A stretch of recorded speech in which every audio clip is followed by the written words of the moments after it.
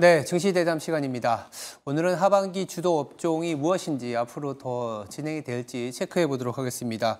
올해 국내 증시는 아시겠지만 상고하저, 상반기에는 그래도 좀 강세를 보였지만 지수 전체로 하반기에는 코스피, 코스닥 모두 하반기 7%가량 하락해 있습니다. 그럼에도 살아남은 업종이 있는데요. 차트를 보면서 말씀을 드려보면 왼쪽에 보시는 게 하반기 7월부터 현재까지의 업종별 수익률인데 탑5와 하위 업종까지 제가 좀 넣어놨습니다. 건강관리, 즉 제약바이오 업종이 18%가량 상승하면서 주도 업종으로 자리매김을 하고 있고 그 뒤로 비철금속, 증권업이 자리 잡고 있습니다. 반면에 아시겠지만 반도체 24%의 하락을 보여주면서 코스피, 코스닥 모두 시장 전체적으로는 약세 흐름을 나타내주고 있습니다. 건강관리 내에서도 이 오른쪽에 보시면 전통적인 이 제약업종 그리고 바이오 업종이 나란히 17%, 20% 가까이 상승세를 보여주면서 그래도 하반기에 주도 업종은 제약 바이오다 이렇게 얘기할 수 있는데요. 현 시점에서도 제약 바이오의 업종이 계속적으로 탄력이 있을지 그리고 실제 금리 인하의 어떤 사이클을 맞이해서 실적 모멘텀이 있는지도 잘 살펴봐야겠습니다. 현재 정책적으로 어떤 모멘텀 그리고 시장의 이벤트 잘 챙겨보면서 제약 바이오에 관련된 주요 이슈 증시 대담에서 챙겨드리도록 하겠습니다. 바이오와 관련된 투자 전략 자세히 짜보도록 하겠습니다. 증시 전략, 증시 대담 지금 바로 시작하겠습니다.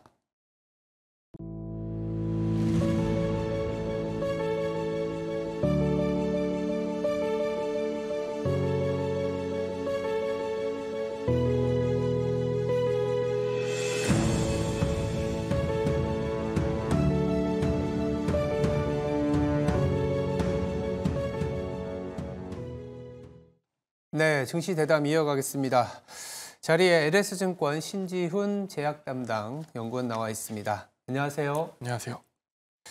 지금 제약바이오가 하반기에 그래도 이제 좀 시장에서 모멘텀이 되고 있는데 지금 오늘은 이 제약바이오와 관련된 모멘텀과 이슈 중심으로 조금 잘 챙겨보도록 하겠습니다. 보니까 지금 유럽에서 주요 이벤트가 진행이 되고 있더라고요. 어떤 제약바이오와 관련된 이벤트죠? 그 CPHI 컨퍼런스라고 해서 네. 지금 이탈리아 밀라노에서 10월 8일에서 10일 동안 지금 현재 진행이 되고 있는 지금 상황입니다. 하고 있는 거네요. 네.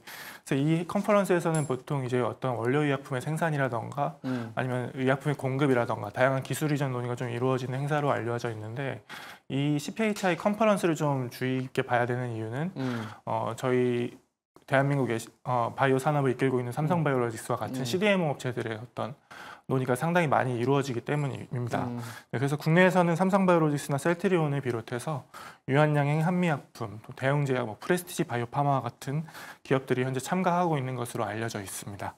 그래서 이 컨퍼런스에서 다양한 계약 체결이라던가 기술 이전이라던가 어떤 수주 관련된 논의가 좀 있을 것으로 보이고 있기 때문에 기대감을 좀 모으고 있는 상황이라고 볼 수 있을 것 같습니다. 그러니까 CPHI 정확한 이벤트의 명은 몰라도 CDMO, 그러니까 삼성바이오로직스라든지 셀트리온 그리고 이 전통 제약사들이 참여하고 이후에 이제 실제적인 계약이 체결될 수 있기 때문에 주목해봐야 된다 말씀을 주셨는데요.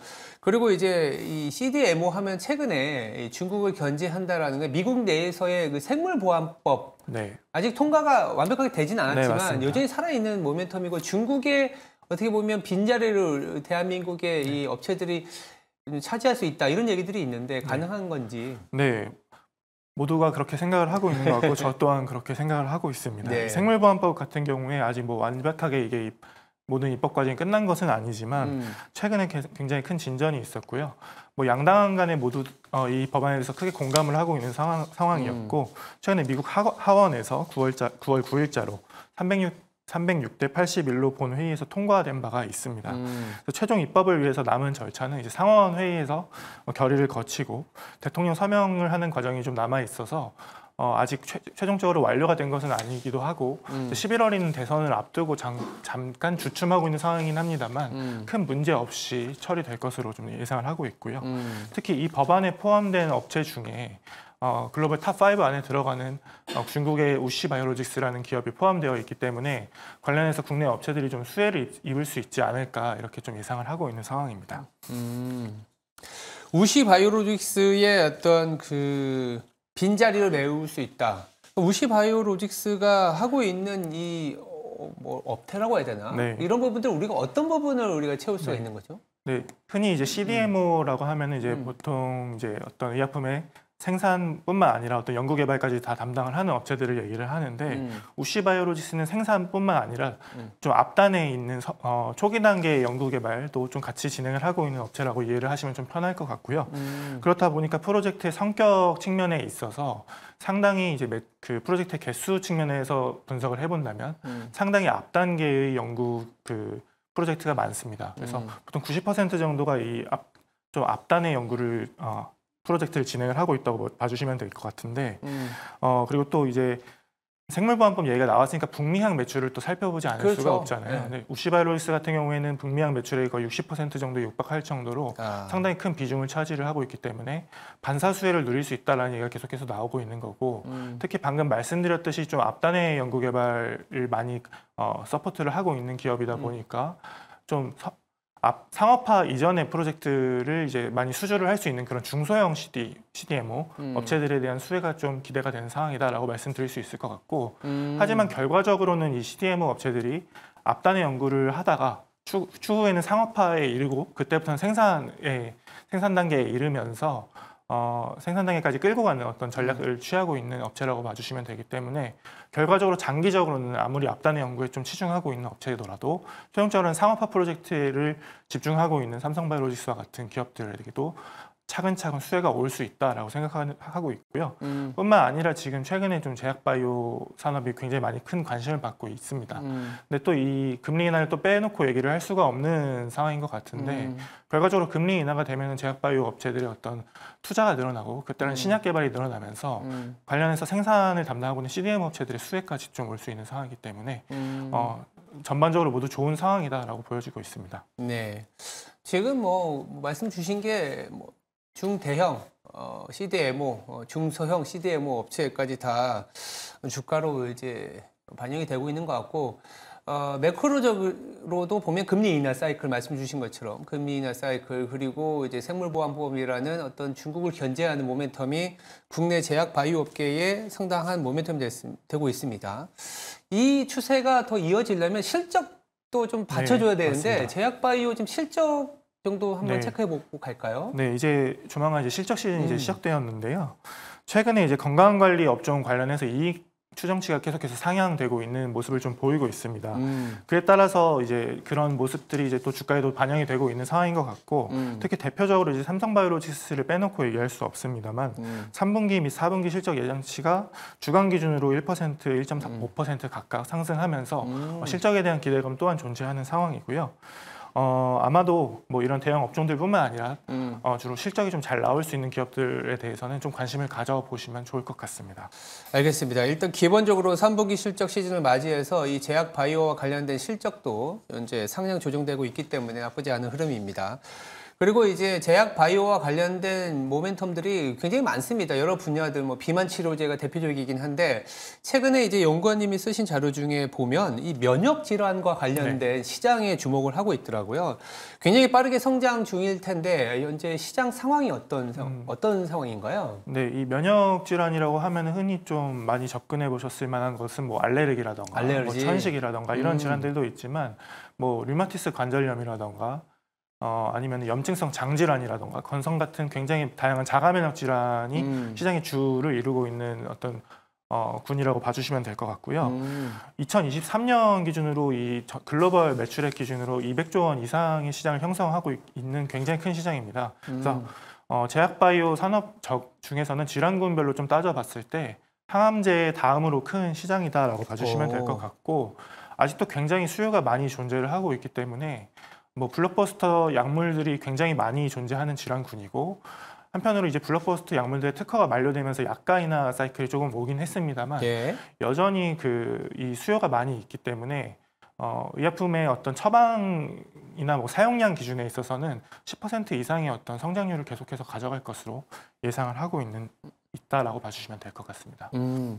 면역 질환 시장이 상당히 크네요. 뭐 우리는 네. 이제 뭐 올해 모멘텀 된 게 비만이라든지 항암 치료제, 항암 뭐과 관련된 얘기들이었는데 상당히 이 주목을 해봐야 될 시장인 것 같습니다. 그리고 이제 면역하면은 이제 바이오시밀러를 생각 안 할 수가 없는데 아까 약간 네. 얘기하면서 셀티론이 여기서 굉장히 잘하고 있는 걸로 알고 있는데 어떤 네. 상황인가요? 이 면역 질환 치료제 중에서 대표적인 약물은 크게 두 가지를 좀 많이 꼽습니다. 두 가지 모두 TNF-알파라는 어떤 사이토카인을 저해하는 물질로 알려져 있는데요. 이 TNF-알파라는 물질이 면역세포에서 많이 분비가 되게 되면은 당연히 우리 몸에 필요한 물질입니다만 과도하게 분비가 되면 염증 반응이 굉장히 과도하게 일어나면서 다양한 질환이 일어날 수 있다라고 봐주시면 될 것 같고요. 이 대표적인 TNF-알파를 저해할 수 있는 약물이 아달리무맙이라는 약물이 있고 많이 들어보셨을 것 같은데 이 아달리무맙의 상품명이 휴미라라는 약물입니다. 이 휴미라라는 약물은 작년 기준으로 20조 원의 매출을 기록한 약물이고 역시 휴미라 역시 특허가 만료되면서 이제 바이오시밀러가 다수 출시된 상황입니다. 또 한 가지 이제 또 말씀을 드리자면 오리지널 상품명 레미케이드라는 약물로 출시되었다가 이제 다양한 바이오시밀러가 나온 인플릭시맙이라는 약물 또한 존재하는데 셀트리온 같은 경우는 이 인플릭시맙 바이오시밀러인 램시마 그리고 램시마 SC 최근에는 이제 미국의 이 램시마 SC 제형인 진펜트라를 출시를 하면서 상당히 큰 기대감을 모으고 있는 상황으로 볼 수 있을 것 같고요. 진펜트라 같은 경우에는 다양한 이제 염증성 장질환에 쓰일 수가 있는데 이 셀트리온 측에서는 올해에만 이제 2,500억 원 정도의 매출액을 좀 기록할 수 있을 것이다라는 어떤 가이던스를 내놓으면서 큰 기대감을 모으고 있는 상황이다라고 봐주시면 될 것 같습니다. 셀트리온이 이런 아까 말씀 주셨던 뭐 휴미라라든지 뭐 진펜트라 상당한 매출액이 이제 가능성이 높아진다. 이렇게 뭐 사실은 시장에서도 상당히 많이 기대했었던 부분이고 맞습니다. 상당히 많은 주주분들이 이제 공부가 되어 있는데 이 주신 자료에서 그리고 최근에 내신 자료를 보니까 이 셀트리온뿐만이 아니라 이 면역 질환과 관련해서 한올 바이오 파마를 또 굉장히 긍정적으로 평가를 했었더라고요. 이 한올 바이오 파마에 대한 강점도 좀 어떤 게 있는지 궁금합니다. 이 면역 질환 치료제의 가장 큰 특징 중에 하나가 굉장히 다양한 면역 질환이 비슷한 기전으로 일어난다라는 특징이 있습니다. 그래서 한 가지 치료제 가지고 굉장히 다양한 질환에 쓰일 수가 있는데 특히 이 한올바이오 파마가 개발하고 있는 약물 같은 경우에는 약물 같은 경우에도 역시 다양한 질환에 좀 쓰일 수가 있고 특히 이 질환 중에서 이러한 자가 면역 질환 중에서 자가 항체에 의해서 일어나는 면역 질환들이 굉장히 많이 있습니다.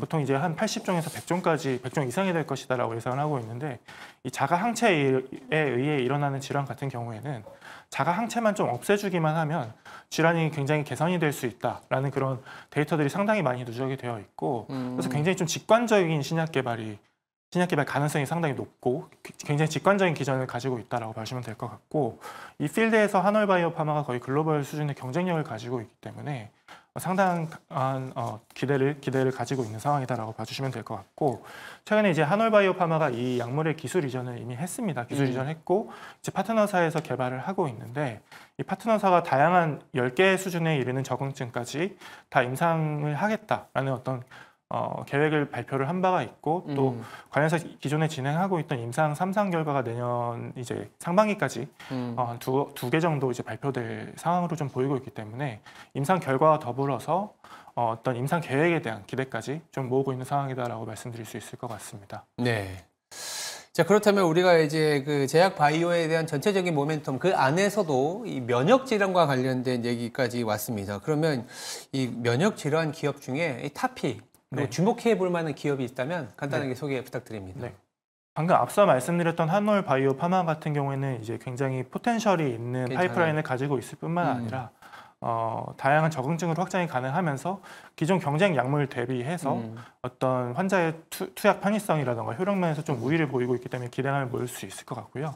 앞서 말씀드렸던 셀트리온 같은 경우에는 미국 진출이라던가 지금 최근에 합병을 또 완료를 하고 나서 원가율이 지금 계속해서 낮아지고 있는 상황이다 보니까 이익률이 개선이 될 수밖에 없는 상황이기 때문에 관심을 가져보시면 좋을 것 같고 추가적으로 최근에 이제 유한양행이 R&D 쪽에서 굉장한 성과를 보여주면서 많은 관심을 받았었는데 국내 이제 GI 이노베이션에서 개발하고 있는 약물이 유한양행에서 이제 라이선스 인을 해간 다음에 현재 유한양행에서 개발을 하고 있고 조만간 임상 1상 결과가 나올 것으로 보이고 있습니다. 그에 따라서 이러한 자가면역 질환 쪽 필드에서 어떠한 경쟁력을 보여줄 수 있을지 좀 관심을 가져볼 수 있을 만한 시점이 아닐까라고 생각이 돼서 탑픽으로는 한올바이오파마 그리고 셀트리온 그리고 지아이노베이션을 관심 종목으로 좀 제시드리겠습니다. 알겠습니다. 면역질환과 관련된 기업들 잘 보시면 괜찮을 것 같습니다. 뭐 CDMO 시장도 이제 많이 이제 활개를 치고 있는 상황에서 그 안에서 보시면 이제 한올바이오파마라든지 셀트리온 잘 아시는 기업이죠. 그리고 이 GI 이노베이션이라고 이제 중소형주이지만 상당한 기술력을 갖고 있는 기업이라는 얘기까지 들어봤습니다. 네, 지금까지 LS증권의 신지훈 연구원이었습니다. 말씀 감사합니다. 네, 시장 정리해 보겠습니다. 간밤에 미 증시 우리 휴장일 때도 상승을 했고 간밤에도 국채 금리가 상승하면서 다소 좀 눌리는 거 아니냐라고 했지만 극복하면서 강세로 마감을 해줬습니다. 특히 이제 TSMC의 9월 매출이 고무적으로 나오면서 이 반도체, 필라델피아 반도체 지수도 1% 가량 상승했기 때문에 국내 증시에서도 조금은 긍정적인 뉴스가 되지 않을까라는 생각이 들고 있고요. 간밤에 나왔던 FOMC 의사록은 시장에서 예상했던 만큼 나왔습니다. 9월에 B컷 그 근거를 제시해줬고 앞으로는 이 물가라든지 고용을 보면서 지표 변화에 따라서 금리 인하의 경로를 가져가겠다. 그래서 이제 오늘 저녁에 또 미국의 물가 지수가 상당히 중요해질 것으로 보고는 있습니다. 근데 최근 어저께 간밤에 미국 증시가 올랐던 이유는 금리가 올랐음에도 불구하고 미국의 성장이 괜찮다. 그러면서 달러가 강세를 보였거든요. 원달러 환율 간밤에 조금 올랐습니다. 아시겠지만 전일 이 WGBI라는 국채 지수에 편입이 됐다. 실질적으로는 내년 11월부터 편입이 되기 때문에 단기적으로는 수급이 들어오는 이슈는 아닙니다만 선언 효과가 있기 때문에 그래도 금리나 환율의 안정적인 모습을 중기적으로는 가져갈 수 있는 이슈라고는 보고 있습니다만 단기적으로는 간밤에 나타난 것처럼 원화가 오히려 달러화가 강세를 보이면서 약세를 보였습니다. 그래서 이 GBI와 관련된 이슈는 아마 내년 중반 이후에나 조금 더 부각이 될 것으로 보고 있고요. 당장은 지수가 그리고 우리나라의 성장률이 그렇게 높아지진 않기 때문에 환율이라든지 그리고 코스피 지수를 비롯한 주식시장은 조금은 이 보합권이나 제한적인 흐름이 더 이어질 것 같습니다. 그러다 보니까 이런 상황에서는 좀 모멘텀이 있는 성장주에 주목을 해야 되는데 오늘 증시 대담에서 말씀드린 것처럼 제약 바이오와 관련해서는 뭐 생물보합법에 따르는 CDMO 시장의 어떤 반사적인 효과 그리고 오늘 면역 질환과 관련해서 굉장히 괜찮은 우리나라의 국내 대형주, 중소형주까지 말씀을 드렸기 때문에 이 종목들 그리고 이 분야 관심 있게 오늘 좀 주목해 보시면 괜찮을 것 같습니다. 지금까지 앵커 브리핑이었습니다. 오늘 하루도 성투하시기 바랍니다. 감사합니다.